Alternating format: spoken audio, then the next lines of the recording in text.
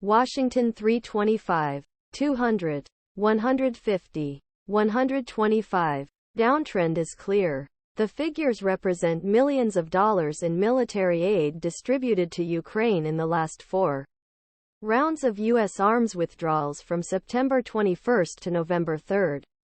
October's total of $350 million was the lowest monthly figure in almost a year and a half.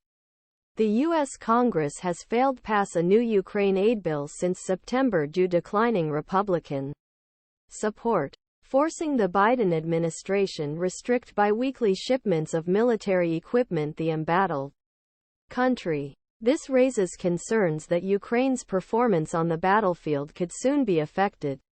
The United States is by far Ukraine's largest arms supplier. This week, Congress passed a supplemental spending bill to keep the U.S. government open. However, this bill once again did not include new funding for Ukraine, prompting serious warnings from the White House. Ukraine is struggling to oust Russian forces from its territory as Moscow tries to circumvent Western sanctions aimed at undermining its military-industrial complex and mobilizes more and more people for the war effort. Kiev has begged its Western backers for modern fighter jets, long-range missiles, air defense systems and ammunition that would help it overcome an enemy with far greater resources. Experts say failure of the United States to provide new aid would seriously shake Western coalition supporting Ukraine and embolden Russian President Vladimir Putin. Amid intense debate over spending in the U.S. Congress this week, Andriy Yermak, Ukrainian President Volodymyr Zelensky's closest advisor, traveled to Washington and met with White House officials and lawmakers to press Kyiv's demands for more aid. He also gave speech on November 13 at the Hudson Institute, a conservative think tank, to convey his message to Republican audience.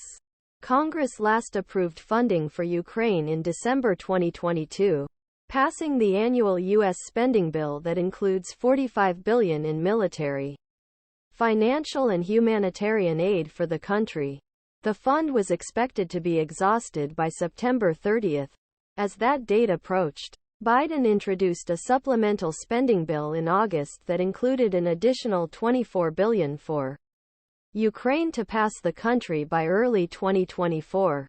While U.S. lawmakers continued to debate the annual spending bill, that offer was quickly reduced $6 billion but failed pass, as a group of House Republicans tied any new aid Ukraine increasing U.S. border security funding, which Democrats fiercely opposed. The Biden administration still has approximately $4 billion in military aid available to Ukraine under the Presidential Withdrawal Authority.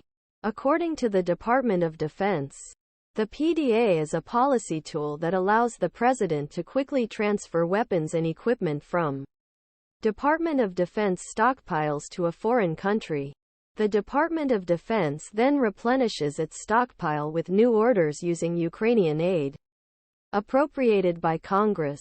But only $1 billion remains, raising the question